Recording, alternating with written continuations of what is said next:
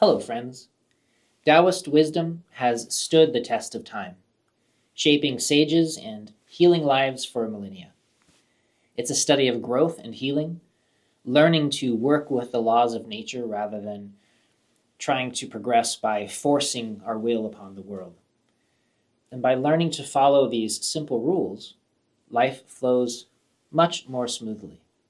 These rules, you'll find, should feel obvious and intuitive, yet you'll probably notice how you violate them constantly. Imagine that you live in a place that is quite windy. In the morning, it blows toward the west, and in the evening, it blows toward the east. It's actually like this at the Daoist monastery where I live. Imagine how easy it would be to walk to work in the morning by going west and then returning home with your wind pushing you from behind all the way home to get a good night's sleep in the evening. It's as if nature itself is helping you succeed. Now imagine if, instead, you walked to work at night, fighting the wind the entire way there. You work through the night, and only again in the morning do you have to struggle back home, pushing against the wind, where you finally manage to get some poor sleep during the daytime. It sounds exhausting, doesn't it? Maybe even somehow sounds familiar? Both examples include the exact same process, but only the timing is different. The first example clearly leads to much greater success and wellness than the second. One works with the flow of nature, and the other one fights against it. And by paying attention to the cycles of nature and recognizing that we share those rhythms, we can benefit tremendously. There are times for sleeping and waking for humans, exhaling and inhaling, times for rest, times for work. And in Taoist philosophy, we can recognize these cycles and group them into qualities of yin and yang. Work wears you down, and rest re-energizes you. Times when we should listen instead of speaking. Moments when we should follow instead of lead, or give instead of take. The more clear we are about each of these changes, the easier and more nourishing life becomes. When the inhalation is done, don't keep trying to inhale. Instead, let go and exhale. You'll feel a lot better. If you're done working, then put that work aside and rest. If you're done sleeping, then get up and move around. When you've eaten enough, don't eat more. Stop. Knowing when enough is enough, this sounds so simple, and it is, yet this ability is lacking in most of us. Ask yourself, where can you make these boundaries between yin and yang more clear in your life? When you get home, do you stop worrying about work? When you go to work, are you still thinking about home? What happens when these two worlds get jumbled together? Do you take enough time to sleep? When you're done, are you able to hop out of bed and become active? Or do you lie in bed, not resting, and then feel exhausted when you're trying to move? When you send an email, do you take the time to compose it clearly? Or are you rushing forward to the next thing on your list? And then, when you send the email, do you set it aside as completed? Or do you continue thinking about it throughout the day? Can you feel how muddy and exhausting this way of living can become, and how it strips away your ability to perform and feel well? So let's pause for a moment and just notice the breath. Get comfortable, sitting in a relaxed, upright position. Inhale through the nose. Exhale through the mouth. Relax your body.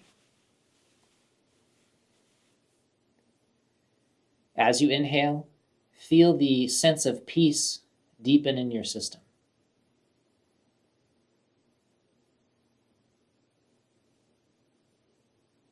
exhaling and softening, inhaling and becoming quiet and still.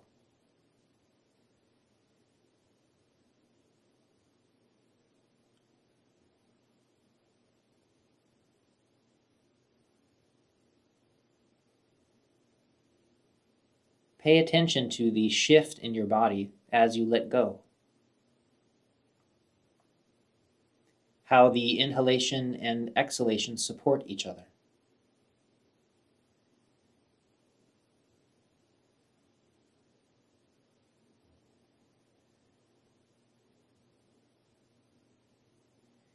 If you were out of balance with any part of the breath, inhaling more than you exhale, or exhaling more than you inhale, you would quickly start to become unwell. Everything in life is like this. Seek balance. You cannot cheat the law of yin and yang. You can only damage yourself. Again, pause for just a moment and let that sink in.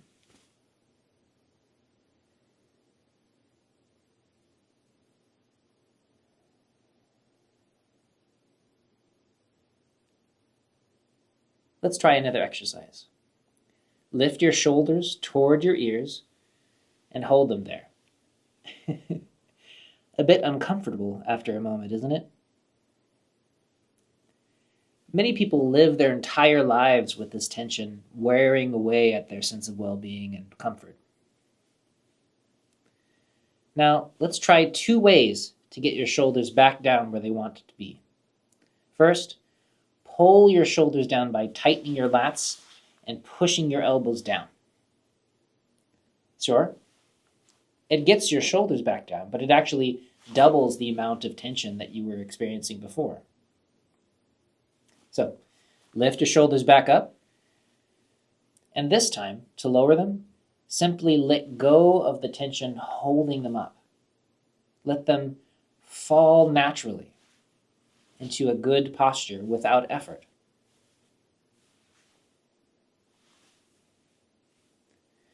Things are changing, but it's happening because you are letting go of something, getting out of the way, and magically making progress by doing less. And clearly, one type of action is easier than the other. It's better for your health and your mental well-being, and certainly better for your shoulders. However, it's much more common that we do things the exhausting way. Day after day, year after year, until we don't know any other way of living. By learning to let go and to make space in your life, things become far easier, and you'll find there's even room for even more good things. And this is a fundamental principle that we have to learn. So I'll say it again. Doing less is easier than doing more, and it's often twice as effective. And Taoism offers us this wonderful term, WeiWuWei, which is reference to a kind of effortless action. Living without striving. Genuinely, it's worth exploring it in every facet of your life. Like walking in the direction of the wind, we uncover ways to move with the flow of life instead of fighting against it. Think of the ways that you violate this simple rule in your life. How often have you acted in a way that makes things far more difficult than they needed to be? I can think of a few. And if you responded to fatigue by resting instead of pushing twice as hard, how much more energy would you have right now? If you were quiet when you had nothing to add to a conversation, instead of saying something that caused more problems, or instead of making assumptions or taking it personally. And likewise, if you express yourself clearly instead of forcing down your true feelings or pretending to be someone that you're not, how much healthier would your relationships become? These are all ways of doing less, and yet clearly there are more skillful ways to navigate in this world. So let's take another moment to watch the breath. Inhale through the nose and exhale through your mouth.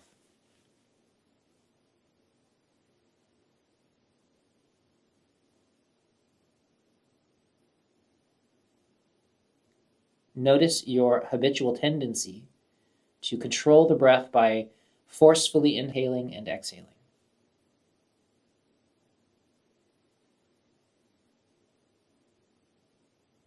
Think of this habit of control as a kind of tight muscle that we want to learn to relax.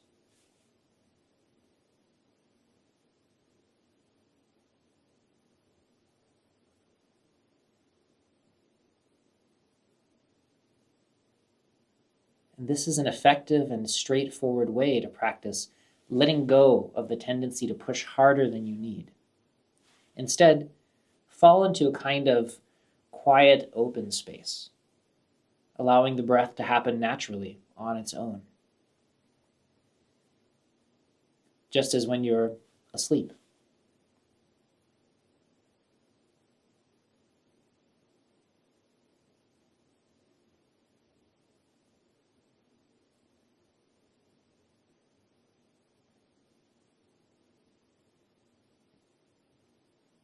When your mind wanders away, gently let go of the distraction and return to the breath over and over, getting softer and softer each time.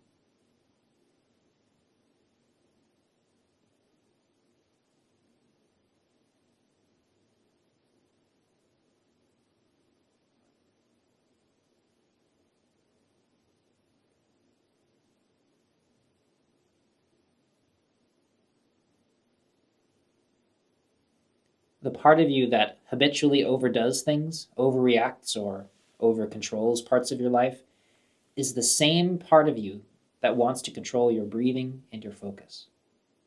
Learning to relax that part of your nature here in meditation will help you within the rest of your life. The way that we do anything is the way that we do everything. Learn to let life flow at its own pace, and your whole life will become easier and more carefree.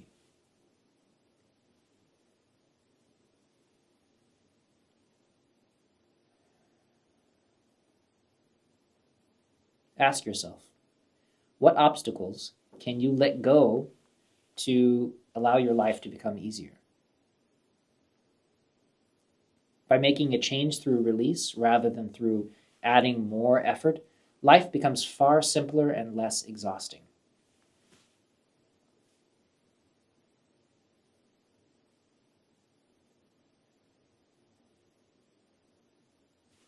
Relax. I love to garden and to grow my own plants and food in the garden. And imagine if I wanted my plants to grow more quickly. So every day I go out into the field to pull up on the tops of the plants. Hurry up and grow. What would happen? I certainly wouldn't get the result that I'm hoping for during harvest. And it sounds funny, but people act like this all the time, and it ruins their lives. The fact is that some things only move as quickly as they move, whether it's traffic, maybe your team during a project, the number of days until your next payday. And sometimes the best thing to do is a relaxed nothing. Sure, I can go out and enrich the garden soil. I can pull out harmful weeds or maybe add some water. But should I go out and dump a year's worth of water onto the plants all at once? Again, I'd be doing something, but it's only making everything worse. Should you yell at your working companions to make them move more quickly? Or are there ways to help them perform at their best and to actually enjoy their job? Can you avoid hours of traffic by traveling at a different time? Or perhaps you can just find ways to turn your commute into a peaceful meditation preparation time. And this is another example of a simple change in perception. that alters every experience in your life. The river flows as quickly as the river flows. Trying to get behind it and push the river or to jump in front and pull doesn't accomplish anything except your own eventual burnout. Learn to feel the flowing movement of life and time and your own resistance to that quality of nature. Things happen as they do on their own, and we call this quality 自然, automatic, self-so. Where in your life are you living with this kind of unnecessary tension and expectation upon the speed of the world? Are you a cook who stares at the pot of water, holding your breath until it boils? Do you wait for a phone call with your fists clenched and your mind spinning? I hear some of you laughing in recognition. It's a huge waste of time and energy. Learn to recognize when you've done all that you can and let things move at their own pace. Stop trying to push the river. In my clinic, I've treated people for exhaustion by recommending a change in their schedule. There are morning people, like me, who stay up too late and try to get something done. And if they would simply rise early in the morning to do the exact same thing, they'd feel much better. And the same is true for you night owls, who do much better with an evening schedule and the chance to sleep in a bit. By following your nature, you get a lot more done with half the effort. If I watered a cactus and an apple tree the same amount, one of them would definitely die. Following your nature allows you to heal more easily, recover your energy levels, express yourself fully, and perform at your very best. Ask yourself, what makes you or your needs a bit different than other people in your life? How would honoring these special qualities help you feel more at ease? So one more time, let's follow the breath. You may notice that you're not able to settle your awareness in one place for more than a few seconds at a time. If that's the case, you might be someone who spends too much time multitasking than is healthy for your attention span. Multitasking is actually a kind of constant rapid task switching, and this may condition your nervous system to become agitated, unsettled, always seeking new stimulation. By learning to single task with profound clarity and awareness, your performance level will rise by leaps and bounds. And it's also clearly beneficial for your mental, emotional wellness. By simply, gently, settling your awareness on your breath, you are retraining your mind to pay closer attention and to notice small details. If you tried to take a minute's worth of breaths all at once, it would be like dumping that year of water on the garden. Luckily, you don't need to try. Simply allow yourself to take one breath at a time. Similarly, don't try to do all of your work at once. Do the single task in front of you, and then do the next thing. Inhale, exhale. Each task is easy on its own, and only the habit of trying to do everything at once feels overwhelming. One click of the mouse, one sentence in an email, one simple step at a time. Like following your breath, it becomes effortless and even peaceful as we learn to let go. Inhaling and exhaling, becoming a little clearer with each breath. Perhaps you're getting more practiced at letting go while paying attention. Notice how the quality of the breath changes each time. It's occasionally big and occasionally small. You'll breathe a bit faster and a bit slower when your body needs to. Notice how there's a tiny suspension at the top of the breath and even a little dip at the bottom? It feels natural unless you get involved with controlling it again. The breath isn't some mechanically steady or robotic experience. We are alive and part of nature, and that breath reflects that. Imagine a mountain stream. It flows effortlessly around rocks, bends with the curves of the land, never hurries, never stops. And yet, over time, it shapes entire landscapes. Our breath does that for our body, our mind, and emotional landscape. Now imagine bamboo. It grows slowly at first, sometimes seemingly not at all, but when it's ready, it may shoot up several feet in a matter of days. It's flexible, resilient, and rooted, yet doesn't follow a set schedule of growth. That's what progress looks like when it doesn't burn out. If we can release the breath to flow organically, then we can learn to allow the same flow into our work and home life. Ask yourself, how do you define success? Does it include your mental wellness, physical health, natural self-expression? Where can you let go, make space, do less, and yet achieve more? Effortless success is like this. It doesn't mean doing nothing. It means doing the right thing at the right time in the right way, aligned with nature. It's a skill that can cultivate and transform your life the way that I cultivate my garden. It will transform it in every conceivable way. Thank you for joining me, and enjoy your practice.